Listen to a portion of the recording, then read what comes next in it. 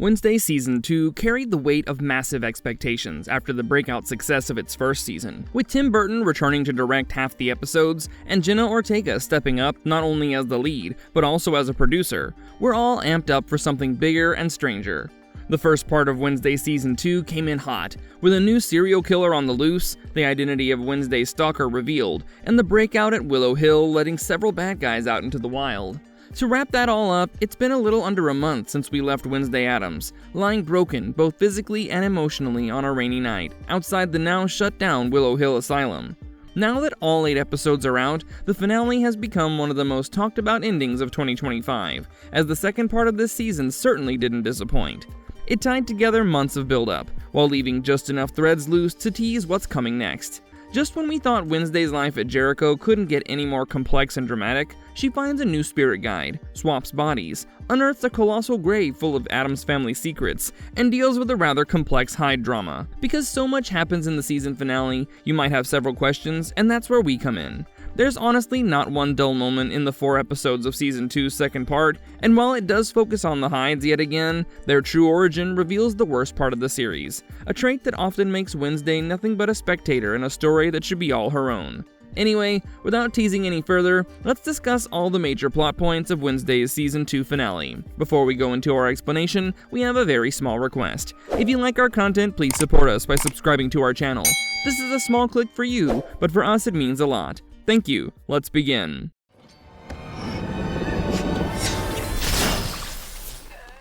Does Wednesday manage to change her premonition and save Enid? Wednesday's psychic abilities left her right after she had the nerve-wracking premonition about Enid's death, and for most of the season we see her desperately trying to do everything in her power to protect her best friend and save her from any harm. As it turns out, it takes one 24-hour body swap to figure out the whole thing, and yes, we'll come to that in a short while. So after Tyler almost kills Wednesday and puts her in a coma, it's Principal Weems who helps her wake up right before announcing her new role as Wednesday's spirit guide. Apparently, she was the twice-removed 13th cousin of the Addams, and when she got the chance to torment Wednesday with her snarky remarks, Weems grabbed it right away. When Wednesday asks her solution to restore her powers, Weems asks her to heal her relationship with her mom. So of course, Wednesday goes to the next best person and seeks advice from her grandma, who directs her to go to take a trip to the graveyard in the dead of night. She tells her about a professor named Rosalind Rotwood, and yes, Miss Gaga finally showed up to gag us, even if it didn't last more than 5 seconds.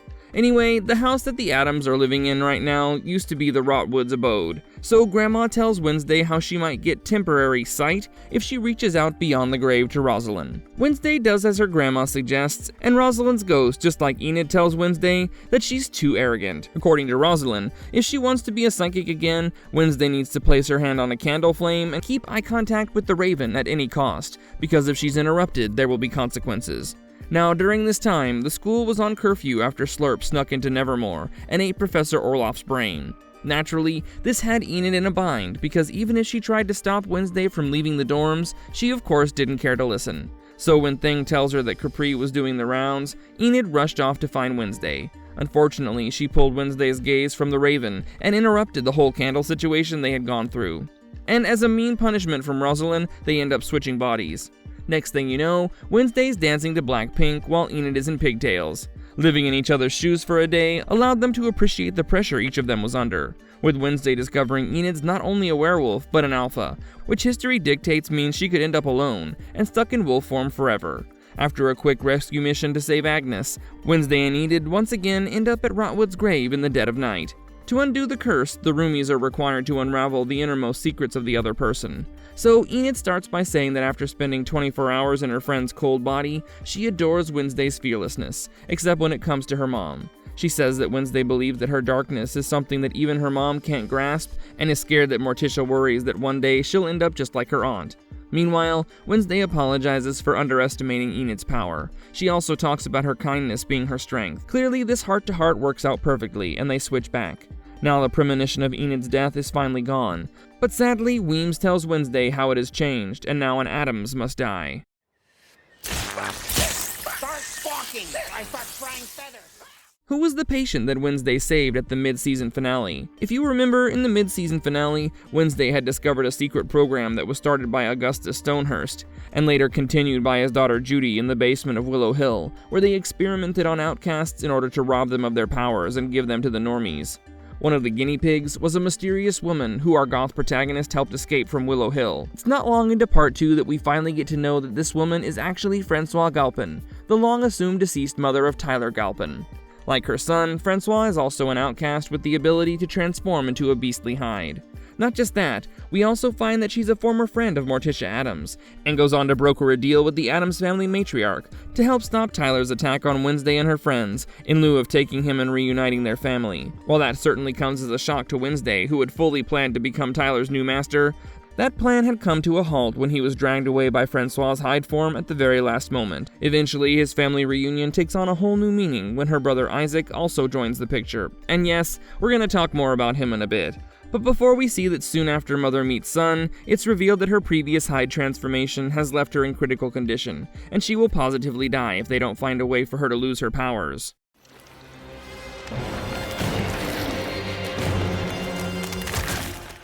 Who the hell is Slurp the Zombie? So the Season 2 premiere of Wednesday had ended with a literal shocking twist, when Pugsley accidentally reanimated a corpse at Nevermore Academy.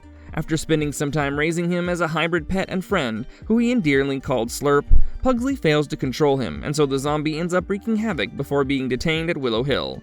Now, during this time, we find out that with every brain this zombie eats, his corpse regenerates, and given the hell that Wednesday rained on Willow Hill during the mid-season finale, it gave Slurp quite a window to escape the asylum and go on a brain feast, which not only regenerated his body, but also made him capable of some speech. After killing Augustus Stonehurst and Dr. Fairburn, Slurp runs away, but returns to kill Judy, and then go in search of her sister.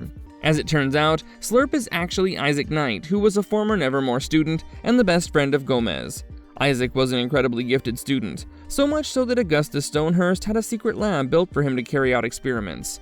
His chief experiment was trying to remove his sister Francois of her hide powers, and to do that, he enlisted the help of an unaware Gomez, intending to sap all of his electricity powers at the time in order to power his machine.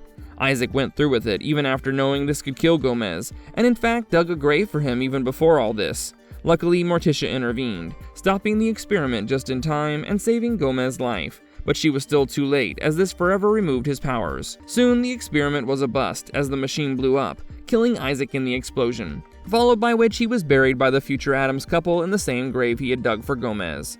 Now, with a second chance at life, Isaac is quite literally bloodthirsty to get his experiment right. Throughout Part 2, he, Francois, and Tyler operate in the shadows to return to the school, kidnapping Pugsley as an adequate substitute for Gomez. However, yet again, his plot is ruined by an Addams, as a last-minute intervention by mother and daughter alike put his plan up in smoke. What really happens at the end of Wednesday's Season 2 finale? In the Season 2 Part 2 finale, Wednesday, Morticia, and Gomez go on a mission to find Pugsley, who was kidnapped by Slurp at the end of Episode 7, and is destined to become the Addams who is marked for death in Wednesday's latest premonition. We now know that Slurp is more than just a zombie, as he's Isaac Knight, the mad genius responsible for the outcast reversal technology that was ultimately stolen by Augustus Stonehurst to use in his Lois experiments. Isaac basically plans to fire up his old machine and use it to free Francois of her hide powers once and for all, by using Pugsley as a power source. Luckily, Weems comes through during this time and tells Morticia and Wednesday that they must connect with Grandmama in order to find out where Pugsley is being held via their psychic abilities. When they sit around the table in Rosalind's secret chamber, Wednesday has a vision of a young Gomez and Morticia rolling Isaac's body into a grave. Right after all the age-old family secrets start to spill, Morticia explains how they covered up Isaac's death after being threatened by Augustus Stonehurst. Following this, Wednesday leaves to rescue Pugsley and meets Enid on the way, who tells her she would help Wednesday if she could, but had to stay in the Lupin cages and do everything in her power not to wolf out, or else she will be stuck in her wolf form forever.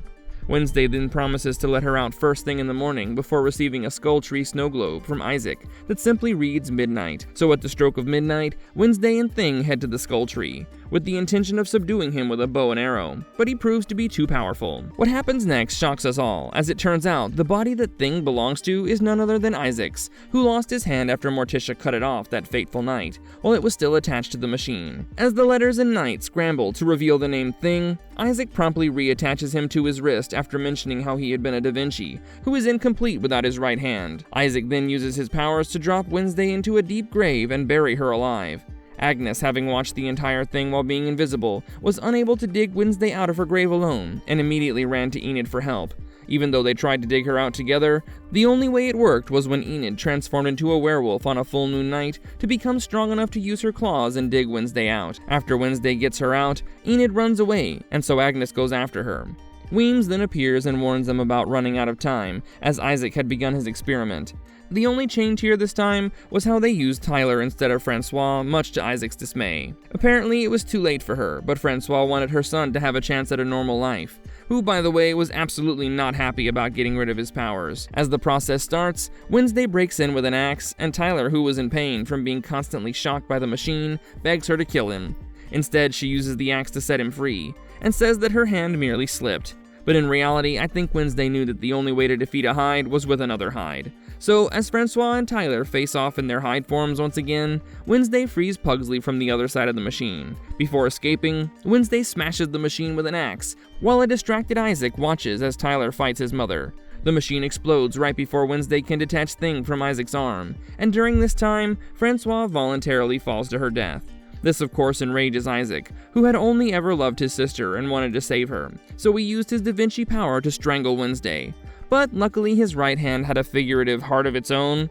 As Morticia and Gomez call out to Thing, he regains consciousness, and then we see a rather cool fight between a brain-eating zombie and his hand. Turns out, you can lead a hand to a diabolical machine, but you can't make them be evil. Luckily, Thing wins by ripping out Isaac's mechanical heart, leading to him to fall dead on the ground and allowing Thing to grotesquely sever himself from Isaac's arm, thus ending the Knight family drama once and for all. Oh, it's time for you to shine. We also see Principal Barry Dort get dramatically stoned. When Nevermore Academy reopened for the year at the beginning of Season 2, all the outcast students were ushered in by the new Principal Barry Dort, who at first seemed like any good pyrokinetic eager to light outcast school spirit ablaze. But as the semester begins, it's soon realized that he may have ulterior motives, particularly when it comes to seeking out Morticia's mother, Hester Frump, to make a sizable donation to Nevermore during an upcoming fundraising gala. That's because, as it turns out, Dort is actually conducting a school-wide con job. We find out through a flashback that he was the person behind the recently busted Morning Song cult, where Bianca Barkley and her mother escaped after being trapped for years. Like a good con man, Dort then made his way to Nevermore to conduct his biggest get-rich-quick scheme, by using Bianca's mother as bait in order to blackmail her into using her siren powers to convince Hester Frump to give him her entire fortune, which he immediately planned to take off to Venezuela in a private jet. Wednesday, with the help of an invisible Agnes, eventually figures out Dort's plans and links up with Bianca to take him down in front of the entire school. While Dort can definitely be said to have the power of persuasion, ultimately he gets done in by someone who literally does. It takes a group of Nevermore students to outsmart the principal, distracting him with an impressive dance duet from Enid and Agnes. As Wednesday steals Dort's siren protection necklace, it leaves him vulnerable to Bianca's powers, who then commands him to tell the entire school about his real identity, how he kidnapped Bianca's mother, blackmailed her into manipulating Grandmama, and then killed the phony leader of Morning Song with his pyrokinetic abilities. Upon realizing what he had just done, Dort takes Bianca hostage, but not before Ajax swoops in and uses his Gorgon powers to turn Dort to stone.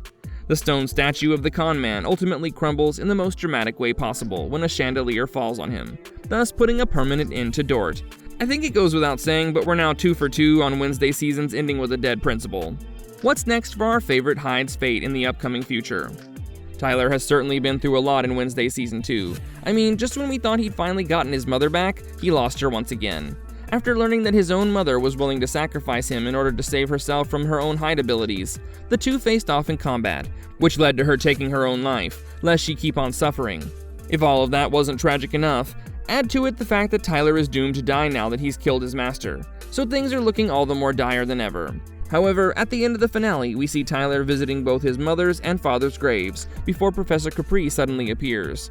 She tells Tyler how she can save him, but he tells her that he knows she was a werewolf and didn't want another mother or master. But Capri's not interested in that at all, as she tells him that there's a pack of hides he could join, and that unity allowed them to thrive in their powers without the need for a master. We learned earlier in Wednesday that Capri has a history with hides, as her former lover was one of these monsters, and at the end of part 2, she revealed that her father too was a hide. This makes Capri half werewolf, half hide, which is really an intriguing combination. Capri promised Tyler that she had somewhere for him to live the rest of his life surrounded by others just like him, and then the two drove away from Nevermore. Right off the bat, at this moment, it's difficult to say whether Capri can follow through on her promise. Similarly, we have no idea if Tyler has any chance at happiness. Still, the ending of Wednesday hints that there may still be some good in this character, especially after Wednesday freed him from Isaac's machine. Tyler might have gained a new outlook on things, but only Season 3 can tell for certain. How Enid's fate sets up for another season. The Addams family's biggest secrets are going to spill over into Wednesday Season 3. However, for now, the greatest point of interest going into these next episodes is Enid's fate. After Enid chose to transform into a werewolf under the full moon to save Wednesday, as an alpha, this meant that she may never be able to switch back. Undoubtedly, Enid's fate is the biggest cliffhanger of the season finale, as after she transformed permanently and ran off into the woods, Agnes tells Wednesday that Enid was spotted on a wildlife camera somewhere near the border, and all we know is that she is headed north. There's also a heartbreaking scene where Enid's all alone in the jungle, all sad and morose, which honestly broke my heart. But the ending of Wednesday Season 2 saw Wednesday hop onto Fester's scooter and carry through on her promise to track her best friend down before her pack does. Season 3 is sure to see Wednesday reunited with her friend and roommate, but precisely who this character will have become is still anyone's guess. Surely Wednesday's friendship with Enid will be enough to save the day, but I guess we have to wait another 3 years to find that out.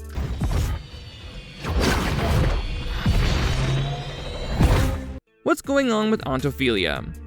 Wednesday Season 2 clearly had a family theme to it. Not only were the rest of the Addams family more incorporated in it compared to Season 1, but the secrets Morticia and Wednesday were keeping from each other really spurred the plot along. Now, one of those secrets was the fate of Aunt Ophelia, who apparently possessed similar powers to Wednesday's before succumbing to a cruel fate. In a gesture of candor, Morticia ended the season by giving Wednesday Ophelia's journal, and she spent the motorcycle ride eagerly thumbing through it, only to find a number of mysterious drawings. However, Wednesday has a momentary psychic flash, where she sees a white-haired woman from behind. Despite never meeting her, she automatically recognizes her as Aunt Ophelia. While we don't get a chance to see Ophelia's face this season, we're clued in more as to what might be coming our way in Season 3, as we see Hester going down to the depths of her palatial mortuary, into what seems to be a cell. This site is nothing too unfamiliar from what Wednesday herself saw at Willow Hill. We then see Ophelia as Wednesday saw her, sitting in a room facing the wall. All these years, Morticia believed that her sister had disappeared and was likely dead. Never could she have guessed that Ophelia was locked away by their own mother. However, what really catches the eye is the words she scrawls on the wall in red, which say Wednesday must die. Interestingly, it doesn't look as if Ophelia will be a friend to Wednesday, and whether this whole thing is related to a premonition from Ophelia or a deeper, unseen desire for revenge is still anyone's guess.